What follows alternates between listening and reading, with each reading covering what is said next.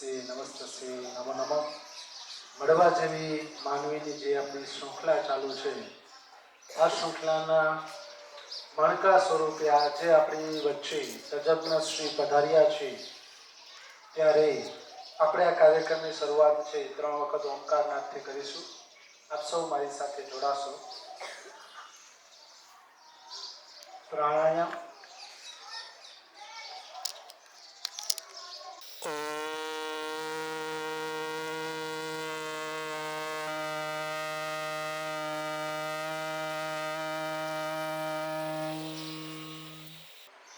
આજે પુરુષાર્થ વિદ્યા નિકેતન બહારવાના આંગણે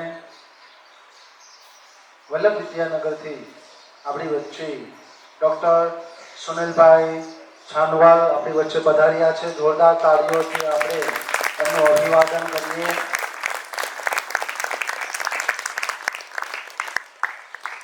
સાથે સાથે અમદાવાદથી આપણી વચ્ચે પધાર્યા છે. સાથે આપણા જ પુરુષાર્થ પરિવારના એક સદસ્ય જેમ અમને આપણે ગણીએ છીએ એવા દીદી જેઠવા સાહેબ આપણી વચ્ચે વલ્લભ વિદ્યાનગરથી આપણી વચ્ચે પધાર્યા છે. જોરદાર તાળીઓથી વધાવીએ. આ સંસ્થાની પરંપરા મુજબ આપણે એમને પુસ્તક અને ખાદીના રૂમાલથી અભિવાદન કરવા માટે હું સંસ્થાના નિયામક શ્રી ભીમસિંહભાઈ કરમુંડને વિનંતી કરીશ. આજે જેમનો જન્મદિવસ હોય વિદ્યાર્થી આવી જાય. ક્યાં વિદ્યાર્થીઓનો આજે જન્મદિવસ છે? આજે મળવા જેવી માનવીની શૃંખલામાં જે મહેમાન આપણી વચ્ચે બન્યા છે એવા ડૉક્ટર સુનિલભાઈ છાનવાલ, જે પ્રબોધક, મધ્યસ્થ દર્શન અને સહઅસ્તિત્વવાદ ઉપર ખૂબ જ એમનો ઊંડાણપૂર્વકનો અભ્યાસ છે અને એમના પ્રયત્નો છે કે હકારાત્મક પરિવર્તન દ્વારા વધારેમાં વધારે કેન્ડિડેટને રિસર્ચના માધ્યમથી, એજ્યુકેશનના માધ્યમથી અને તાલીમના માધ્યમથી ગુણવત્તાયુક્ત જીવન કેવી રીતે જીવવું એ અંતર્ગત ખૂબ જ માર્ગદર્શક અને સેમિનાર અને વર્કશોપ કરે છે. ત્યારે આપણી વચ્ચે પધાર્યા છે. આજે પુરુષાર્થ પરિવાર આપની આ વિશેષ ઉપસ્થિતિ જોઈ અને હર્ષની લાગણી અનુભવે છે. આવકારીએ છીએ. ત્યારબાદ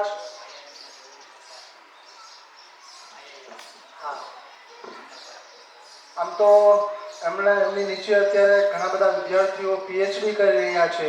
એમણે મેનેજમેન્ટ લેવલમાં એટલે કે MBA કરી અને પછી મેનેજમેન્ટમાં પીએચડી કરેલું છે અને IIM જે ઇન્ડિયન ઇન્સ્ટિટ્યૂટ ઓફ મેનેજમેન્ટ છે એમાં એક્સપર્ટ લેક્ચર તરીકે એમના માર્ગદર્શક તરીકે સેવા બજાવી રહ્યા છે અને એમણે HRમાં MBA કરેલું છે, પ્રોડક્શનમાં BE કરેલું છે અને આપણે એમના વિશેષ પરિચય તો દીદી જેઠવા સાહેબ આપને આપશે. આપણે એમને નિરાતે માણવાના છીએ. એ પહેલાં આપણી વચ્ચે આપણા જ પરિવારના સદસ્યો એવા દીદી જેઠવા સાહેબ, જે retired joint director of agriculture અને આધ્યાત્મિક લેવલે ખૂબ જ એમનો ઊંડાણપૂર્વકનો અભ્યાસ અને અનુભૂતિ કરેલી છે એવા દીદી જેઠવા સાહેબના અભિવાદન માટે હું વિદ્યાર્થી ભાઈને વિનંતી કરીશ કે આર્યનભાઈ અહીં આવી અને આપણી વચ્ચે ઉપસ્થિત એવા દીદી જેઠવા સાહેબ છે એમને ખાદીનો રૂમાલ અને પુસ્તકથી એમનું અભિવાદન કરે.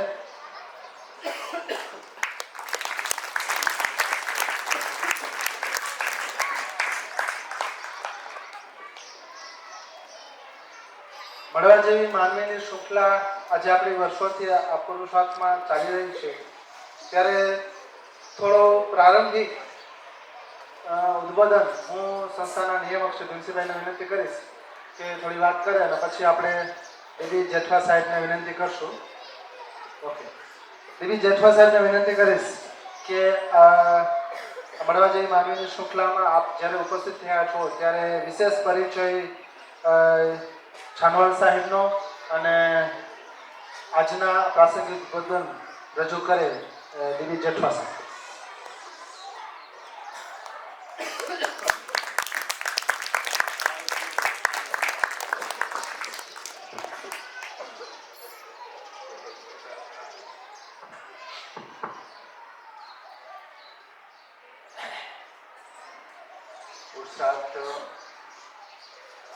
એજ્યુકેશન સંસ્થા, તેના નિયામક શ્રી, આચાર્યશ્રી, શિક્ષક મિત્રો, વાલા વિદ્યાર્થી મિત્રો,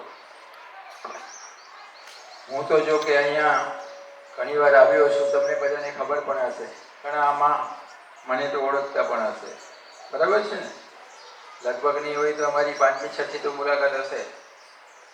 તો આજે આપણે ત્યાં ડૉક્ટર સોનિલભાઈ છાનવાલ અમદાવાદથી આવે છે અને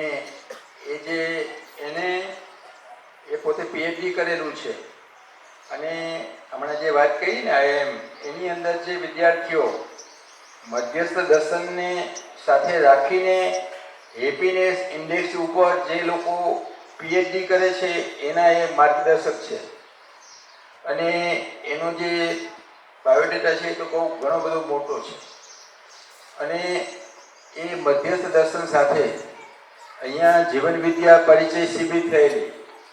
તો મધ્યસ્થ દર્શન સહઅસ્તિત્વવાદ એક એવો વિકલ્પ છે કે આજે આપણે મોટાભાગે આદર્શવાદ અને ભૌતિકવાદમાં જીવીએ છીએ. આદર્શવાદ અને ભૌતિકવાદ બંને એ આપણી જે અંતિમ ઈચ્છા છે નિરંતર સુખની એ કોઈ પૂરી કરી નથી.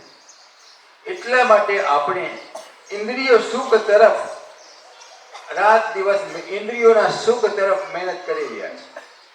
જળ સાથે આખો દિવસ કામ કરીએ અને જળ માટે જ કામ કરીએ. ભણો તો પણ જળ માટે. ગમે તે તમે તમારો આખા દિવસથી ઉતારી માત્ર એક શરીરને ધ્યાને રાખીને ચાલી. તો આદર્શવાદ એ સમજાયું ને, આદર્શવાદમાં શું કીધું કે આ સંસાર નકામો છે, ભક્તિ કરો, સંન્યાસ કરો. અને ભૌતિકવાદે કીધું કે સુવિધાઓ ભોગવો, બસ ગમે એમ થાય. પણ એ બે વસ્તુથી માણસ અત્યારે ખાલી છે. સગવડતા છે, સગવડતામાં કોઈ નથી.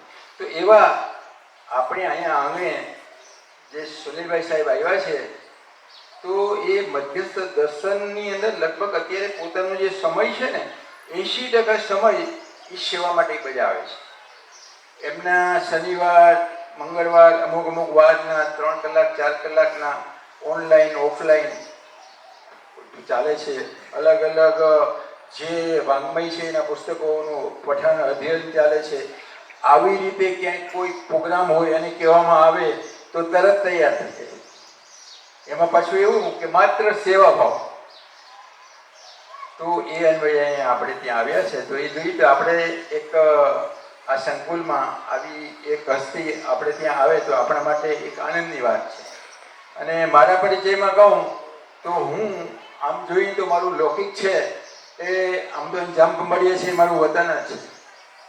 મેં બીએસસી એગ્રીકલ્ચર કરેલું, પછી એમએસસી એગ્રીકલ્ચર કરેલું. પણ જ્યારે ભણતો ને ત્યારથી મારે એવું હતું કે મારે કંઈક બનવું છે, મારે કંઈક થવું છે. આપણે ઘણીવાર એવું થાય કે આપણો જન્મ ગરીબ પરિવારમાં થયો હોય અને ગરીબ પરિવારમાં થયો હોય તો આપણે એમ કહીએ કે આપણે મધર ફાધર પાસે પૈસા નથી તો આપણે કોલેજમાં કંઈ જઈ શકીએ નહીં. એ વસ્તુ ખોટી છે. કારણ કે મેં મારા જીવનની અંદર એવું હતું કે મધર ફાધર પાસે એવા હતા નહીં કે કોલેજમાં અમને મોકલી શકે. છતાં પણ નક્કી કર્યું કે એ વખતે 11મા ધોરણમાં વધુમાં વધુ માર્ક્સ લેવાય. એને વધુ માર્ક્સ આવ્યા ગણિતમાં. તે સમયે 100માંથી 99 આવેલા. 1966ની વાત છે. 45 વર્ષની ઉંમર પછી હું બીએસસી અમારે એમએસસી એગ્રીકલ્ચર સરકાર ભણાવે અમને 2 વર્ષ. તો એની અંદર મેં નક્કી કર્યું કે મારે સુવર્ણચંદ્રક લેવો. I have got 2 gold medal. અને રિટાયર્ડ થયા પછી મેં 5 ડિગ્રીઓ લીધી છે. અત્યારે હું મારો 1 મિનિટ સમય વેડફતો નથી. અત્યાર સુધી મારી પાસે કારણ કે આપણે શું છે કે આપણા જીવનમાં દરેકનું તમને પૂછવામાં આવે તો લક્ષ્ય શું છે? છેલ્લું લક્ષ્ય તો એવું છે કે કંઈ પણ આપણી આવડત કેળવી અને છેલ્લે પૈસા કમાવા. કોઈ વ્યક્તિ એમ નહીં કહે કે મારે માનવ બનવું છે. આપણે માનવ પહેલા બનીએ અને પછી બધું બનવાનું. એટલે આપણે માનવ નથી બનતા અને પછી બનીએ છીએ એટલે માનવની ખબર ના હોય એટલે ન કરવાનું કરી નાખીએ છીએ. તો આ મધ્યસ્થ દર્શન સહઅસ્તિત્વવાદનું જે નોલેજ છે એ જો વિદ્યાર્થી અવસ્થાથી આપણે આવી જાય તો એનું જીવન ધન્ય બની જાય. અમને તો મોડી ખબર પડી. અત્યારે મને એવું લાગે મારે કોઈ કંપનીની જરૂર ન પડે, મને કંટાળો ના આવે અને અને આ દર્શનની એક એવી ખૂબી છે કે આખું બ્રહ્માંડ છે, આખું યુનિવર્સ છે ને, એની અંદર કોઈ નકારાત્મક વસ્તુ છે જ નહીં. નથી દુઃખ, નથી ધૃણા, નથી નફરત, કાંઈ નથી. ઈર્ષા નથી, અદેખાઈ નથી, ક્યાંય નથી. જો આખા અસ્તિત્વની અંદર નકારાત્મક વસ્તુ ન હોય તો હું અસ્તિત્વની એક ઇકાઈ છું, તો મારામાં કેમ હોય? આ સમજણ કેટલા વર્ષો પછી જીવનના એન્ડની અંદર મળી તો ખરી. તો મળવાથી મને ફાયદો થયો, તો એવો જ ફાયદો તમને થાય. એવો સુનિલભાઈ અને અમારો બંનેનો પ્રયત્ન રહેશે. અને નિરંતર એ પ્રયત્નને માટે તમે આ જાણો, સમજો અને આગળ વધો, એના માટે અમારે ખૂબ પ્રયાસ કરશું. તમે બધા એ શાંતિથી સાંભળ્યું બદલ ખૂબ ખૂબ ધન્યવાદ.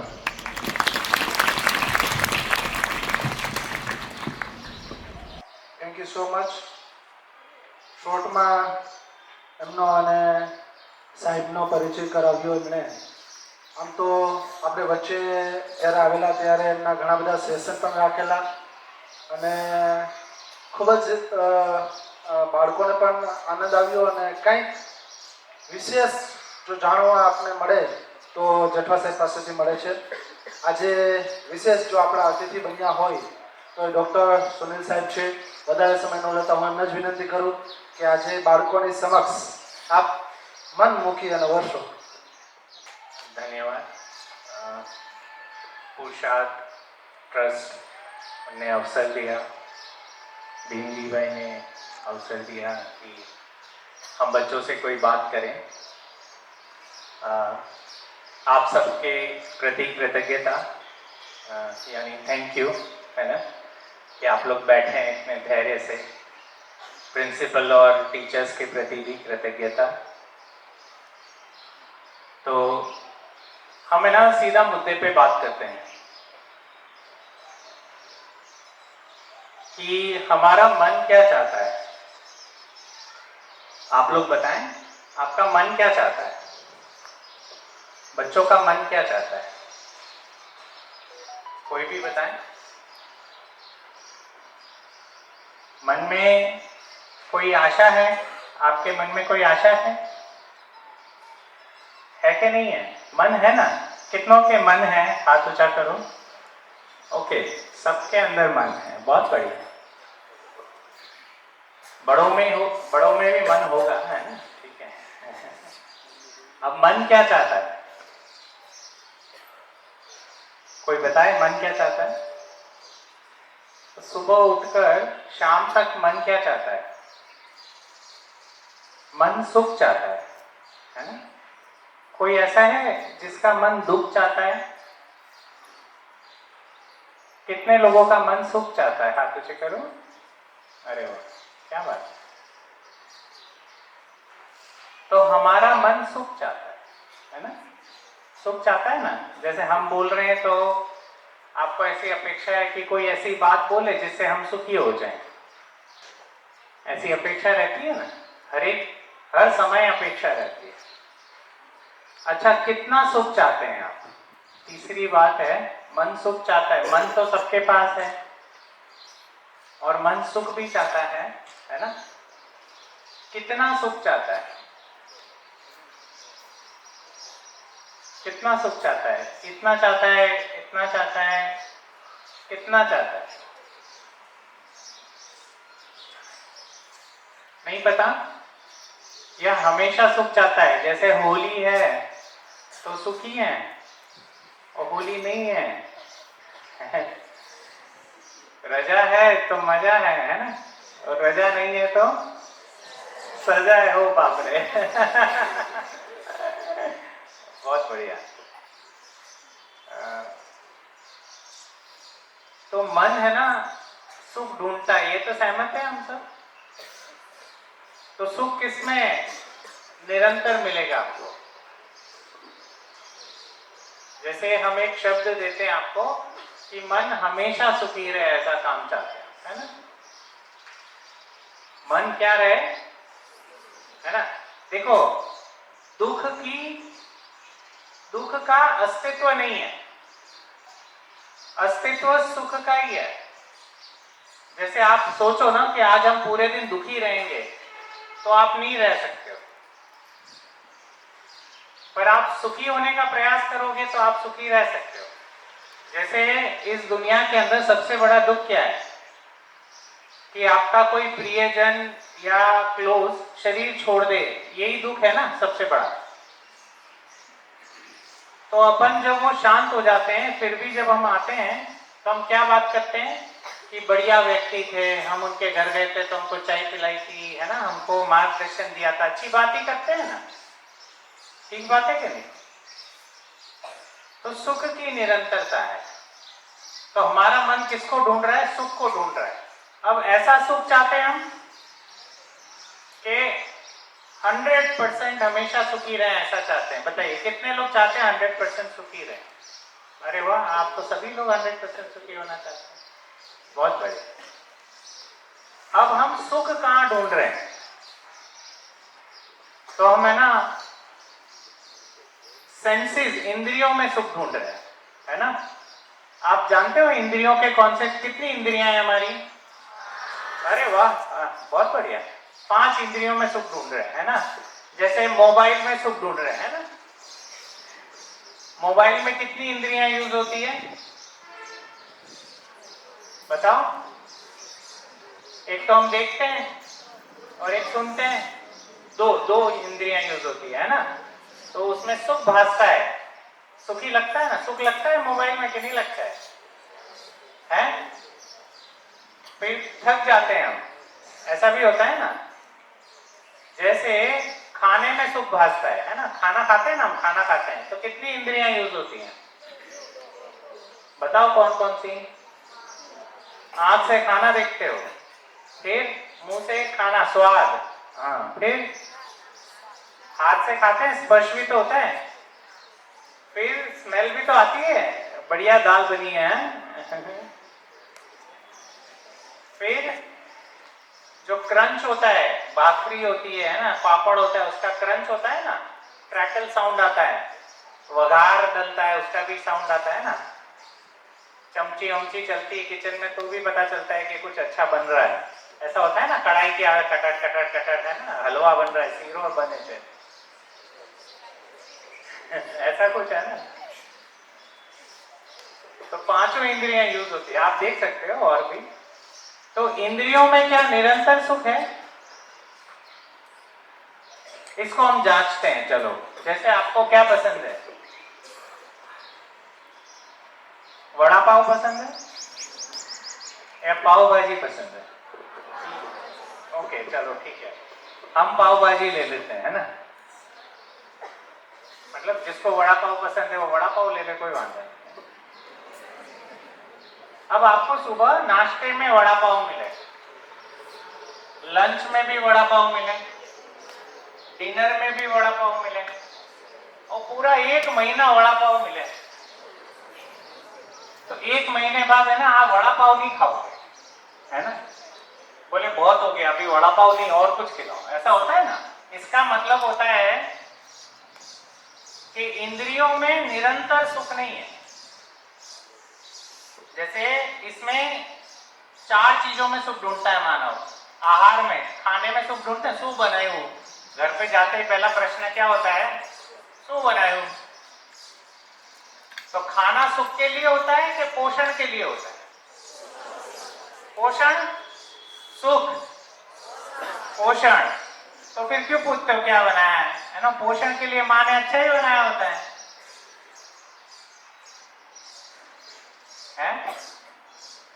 આપણે ઘરે જઈએ કે ને શું રાંધ્યું છે ऐसे पूछते हैं ना, ये नहीं पूछते कितना पोषणदायक भोजन आपने आज बनाया है, ये पूछते क्या बनाया है। कि मन तो રીંગણા નો ભાવે, માર બટેકા જોઈએ, મારે તો કારેલા જોઈએ, હે कारेला नहीं जोता। तो हम सुख कहां ढूंढ रहे हैं? हमारा मन क्या चाहता है? हमने पहली बात करी, मन क्या चाहता है? सुख चाहता है। कैसा सुख चाहता है? निरंतर सुख चाहता है। और हम सुख कहां ढूंढ रहे हैं? इंद्रियों में। इंद्रियों में कोई भी सुख निरंतर नहीं, क्षणिक है, टाइमिंग है, एक्सट्रीम है, पर उसका जो समय है वो छोटा है। जैसे पाव भाजी खाई तब तक अच्छा लगता है, पाछू पेट भराई जाए तो હવે ખવાતું ही नहीं है, એવું થઈ જાય। तो उसमें सुख नहीं है, क्षणिक है। खाना किस लिए है? पोषण के लिए, है ना। आपका शरीर ठीक रहे उसके अर्थ में खाना है। तो एक तो आहार में हम लोग सुख ढूंढते हैं, एक निंद्रा, सोने में सुख मिलता है ना। कितने लोगों को सोने में सुख मिलता है?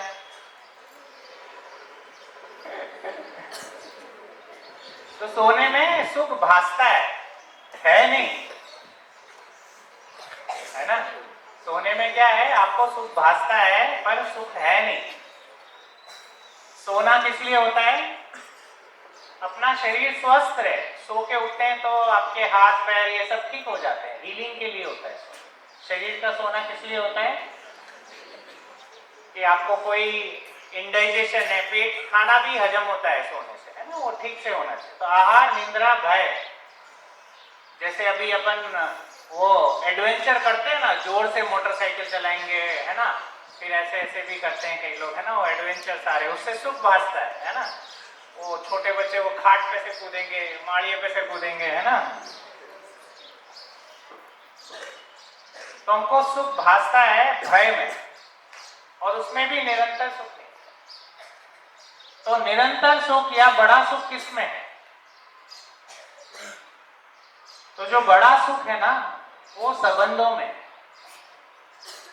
संबंधों के अंदर अगर हम जी पाते हैं, जैसे माता पिता के साथ आप रहो 1 महीना, तो ऐसा थोड़े होते हैं नया माता पिता चाहिए, है ना, जैसे पाव भाजी के साथ हुआ।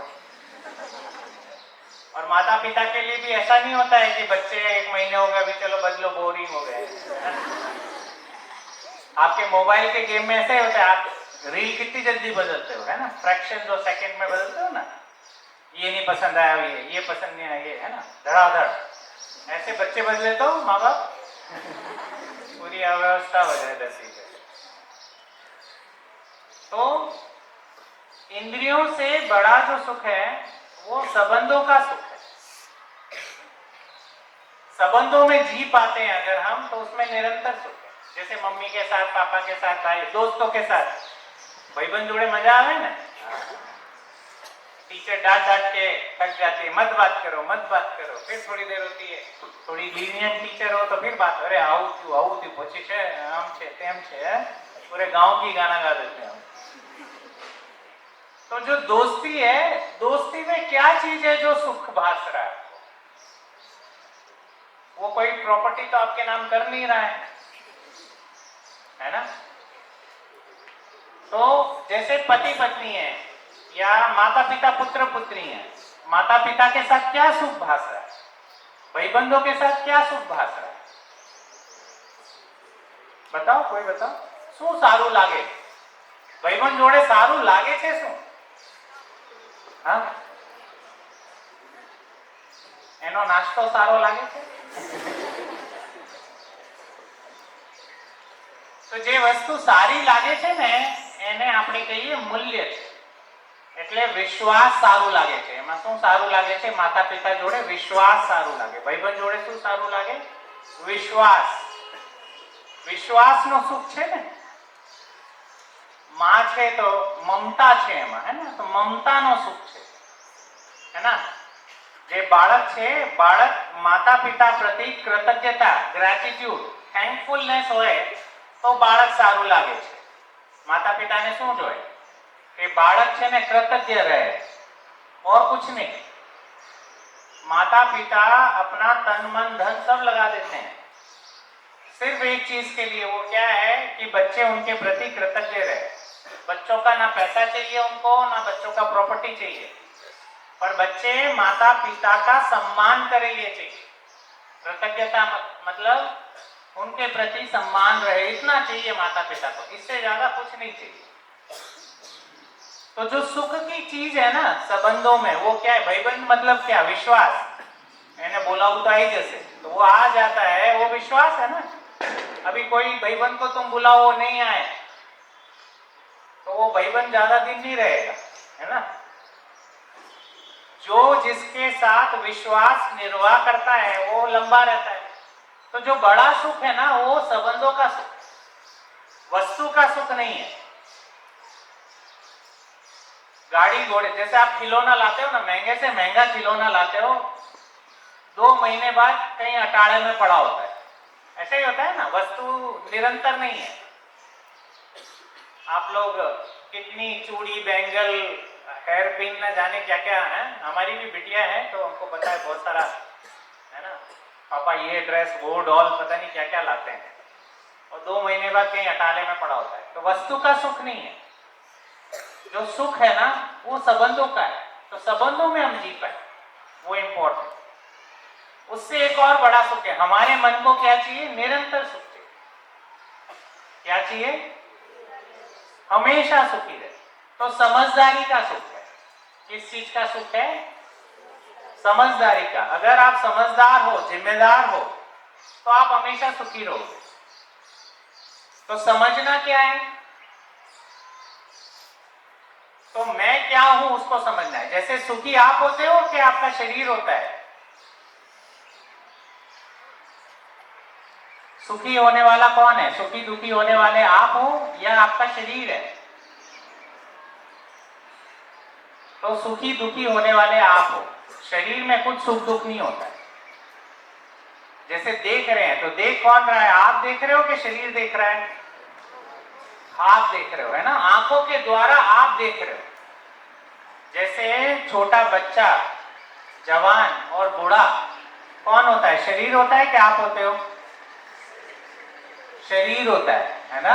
शरीर बच्चा होता है, शरीर जवान होता है और शरीर बूढ़ा होता है। आप बूढ़े जवान शरीर, मतलब आपके अंदर कोई उम्र का वो नहीं रहता, आप एक जैसे बने रहते हो, निरंतर बने रहते हो, है ना। जैसे शरीर किसका छूटता है? किसी व्यक्ति का शरीर छूटता है ना, हाँ, तो शरीर खत्म होता है, आप तो खत्म नहीं होते हो ऐसा। तो ये सुखी दुखी होने वाला कौन है? आप हो। तो ये आपको स्टडी करना पड़ेगा, थोड़ा समझना पड़ेगा कि मैं क्या हूं।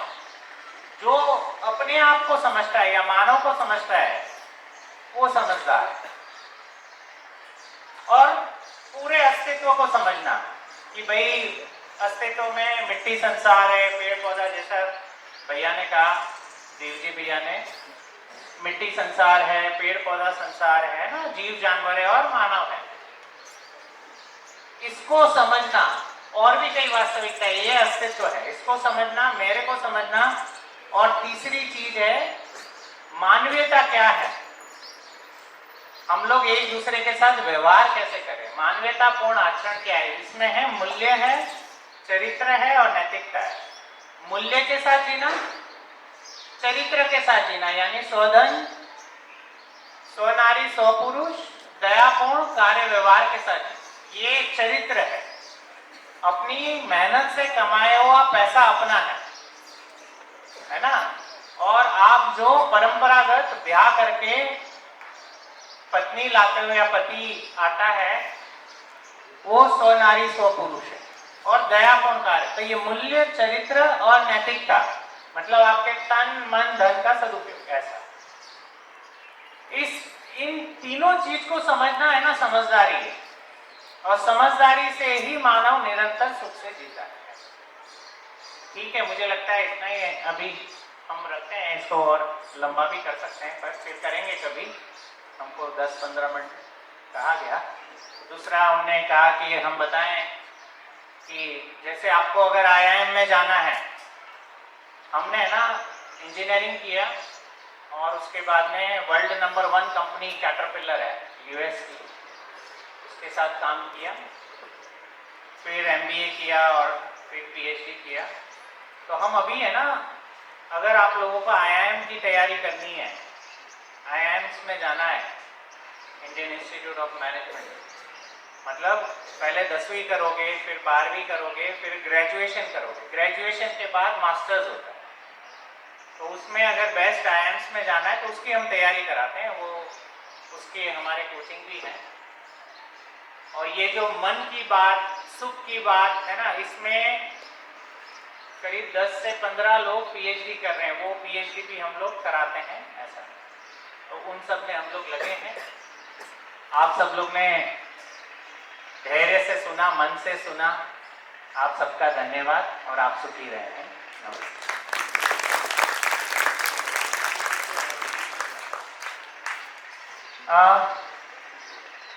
सुख क्या है और दुख क्या है? तो सुख है ना, तृप्ति है। सुख क्या है?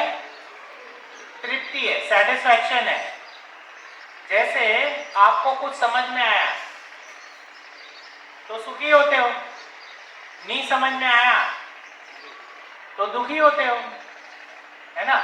पर दुख की निरंतरता नहीं है। क्यों? क्योंकि आज जो समझ में नहीं आया कल समझ जाओगे, इसलिए दुख लंबा नहीं रहता है ना। जैसे कार चलाना है तो आप कार चलाना सीखो, साइकिल चलाना सीखो, है ना। आज आप सीखना शुरू करते हो तो नहीं सीख पाते हो, पर इसका मतलब ये नहीं है कल नहीं सीख पाओगे। आप आज नहीं तो कल, इसलिए जागृति है ना, निश्चित है। आज नहीं जागृत हो मानो तो कल होगा, होगा तो सही। अपनी धरती पे जागृति निश्चित है। ऐसा हम चाहे कोशिश करें या ना करें। तो सुख जो है ना वो तृप्ति है। जैसे आपका एक दोस्त आपके साथ हमेशा खड़ा रहता है तो आप तृप्त रहते हो, है ना। तो ये सुख का कारण बना ना आपका, वो विश्वास के साथ आपके साथ हमेशा बना रहता है, तो ये सुख का कारण है। अब दोस्त अविश्वास पूर्वक आपके साथ जिए, अभी तो ऐसा ही है। अभी मानव जाति भ्रमित होने के कारण अविश्वास पूर्वक जीती है, विश्वासघात पूर्वक जीती है, इनफैक्ट, है ना। अभी दीनता हीनता क्रूरता पूर्वक मानव जी रहा है, इसलिए निरंतर सुख थोड़ा मुश्किल है। अभी विश्वास भासता है हमको, ये जो भासता है ना ये सुख का कारण है। तो ये जो तृप्ति है ना, हम कोई भी चीज करते हैं उसकी तृप्ति, जैसे साइकिल चलाना सीखते हैं तो उसकी तृप्ति है, तो वो सुख का कारण बनता है। स्वीकृति है, बेसिकली स्वीकृति क्या है?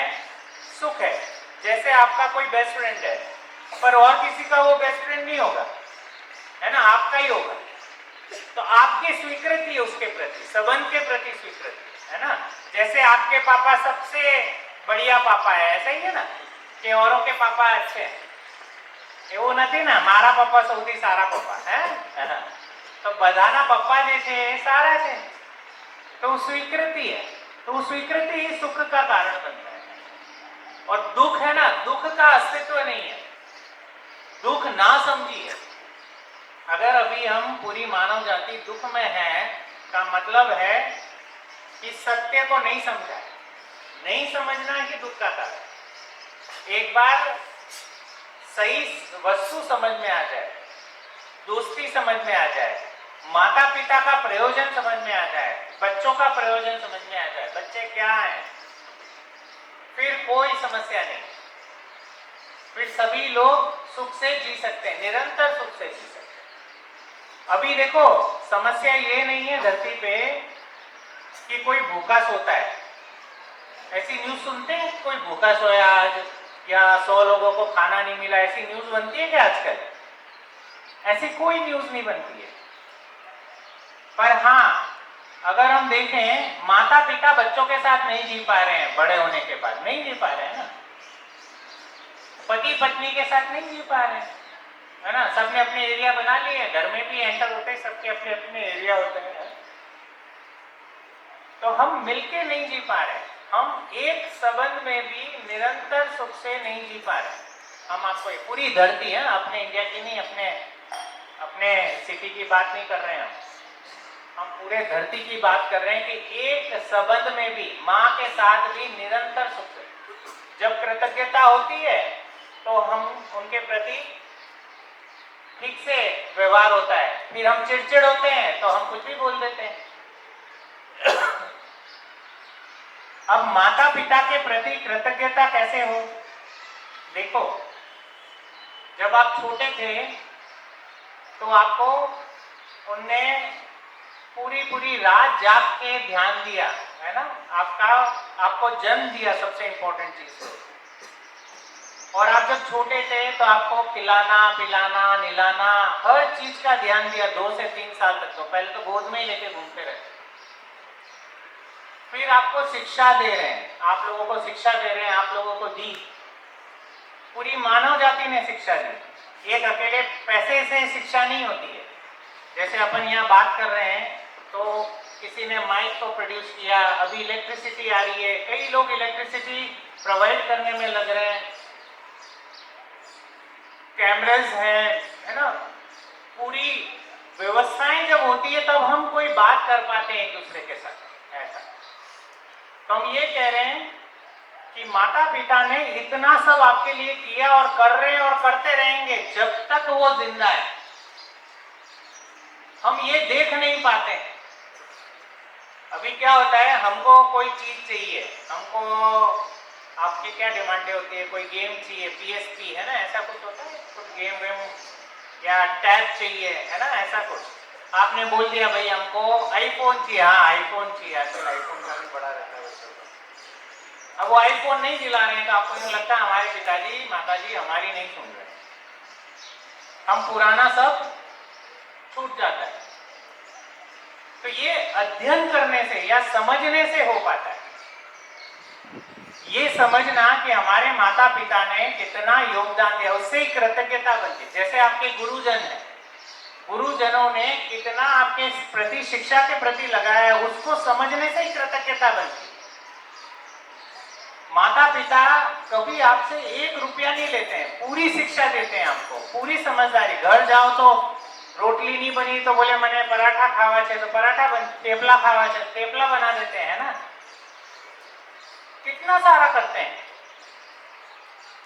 तो ये सब अपन देख पाए तब हमें कृतज्ञता डेवलप हो, और यही सुख का कारण। सुख है ना व्यवस्था से, मनोरंजन से सुख नहीं है। जैसे आपको शिक्षा नहीं मिले, अपनी पूरी धरती पे मानवीय शिक्षा हो जाए, है ना, ऐसी शिक्षा हो कि हर बच्चा सुख से जी पाए। अभी क्या है, शासन चलता है, सीधे बैठो, है ना, ऐसे चलता है ना, सीधे बैठो, हिलो नहीं, है ना, पर सीधे मन से बैठना चाहिए। व्यक्ति में क्या प्रेरणा होनी चाहिए कि हम मन से सीधे बैठे और सुने। सुनना इंपॉर्टेंट है ना। बैठो तो कैसे भी बैठो, मतलब आपके शासन, मतलब आपके डिसिप्लिन के हिसाब से तो ठीक ही बैठो, पर मन से बच्चा ठीक बैठे। वही ना स्व अनुशासन है। अनुशासन है, अनुशासन का मतलब ये नहीं है कि कोई आपको बताए कैसे बैठना है, पर आप खुद से ढंग से बैठो। और ऐसे अगर आप बैठ पाते हो तो हर कोई सुखी है, बच्चे भी सुखी हैं, टीचर्स भी सुखी हैं। जैसे आपका होमवर्क है, आप अपना होमवर्क किस लिए करते हो? अपने लिए करते हो, टीचर के लिए करते हो, है या पेरेंट्स के लिए होमवर्क करते हो?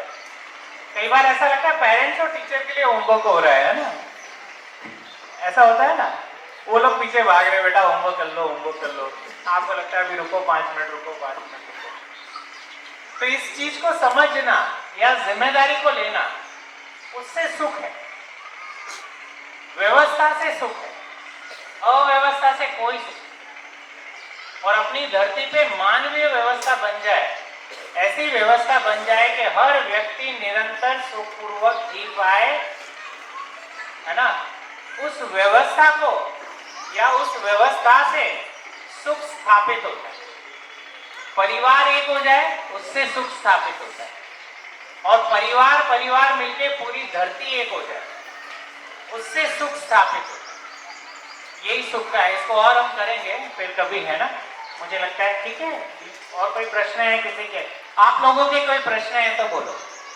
आप में से भी पूछ सकता है कोई, प्रिंसिपल और फैकल्टीज भी पूछ सकते हैं। कोई प्रश्न है तो हम लोग उस पर बात कर सकते हैं।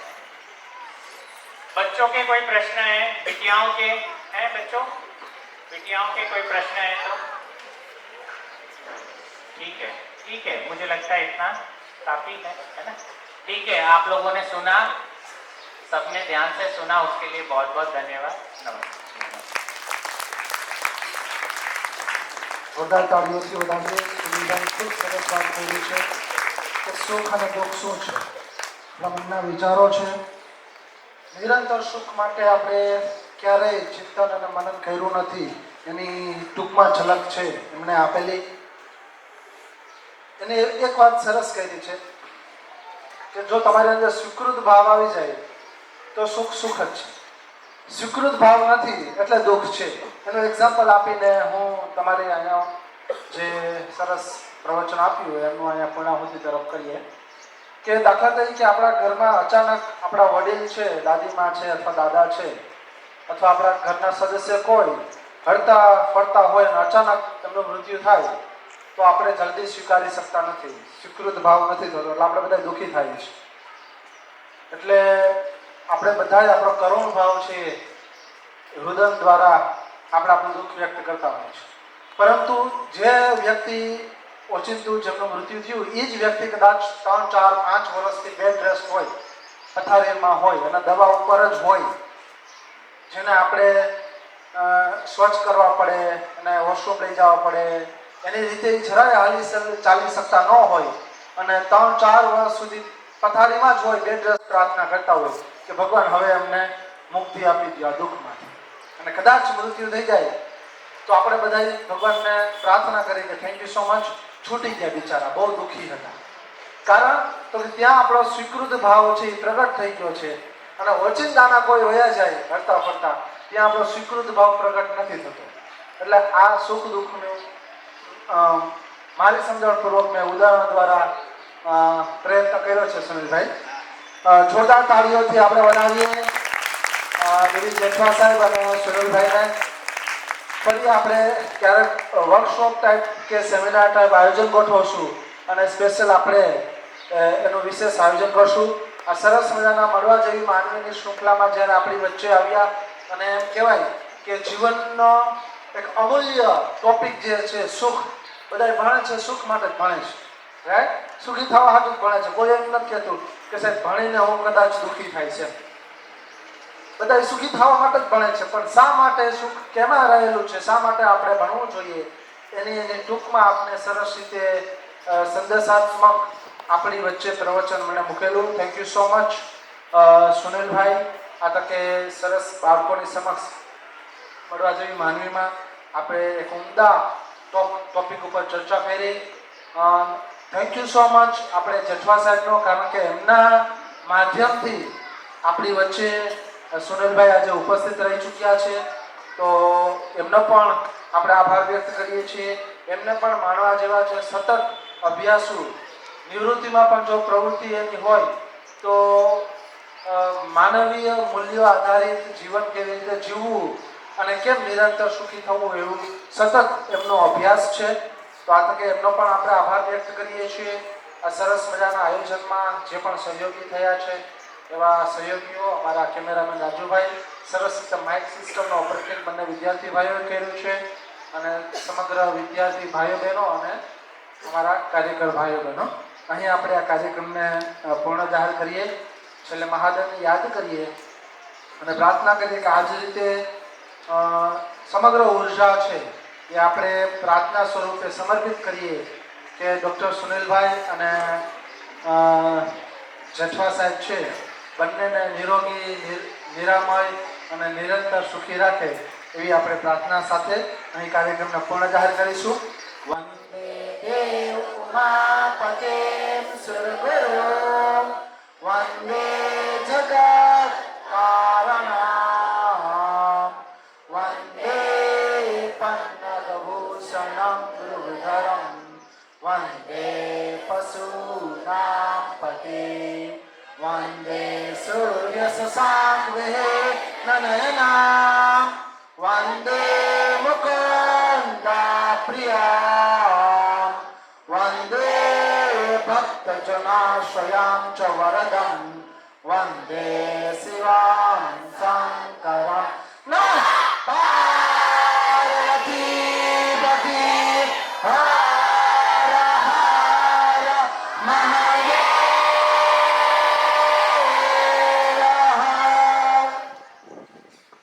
ધન્યવાદ. Thank you so much.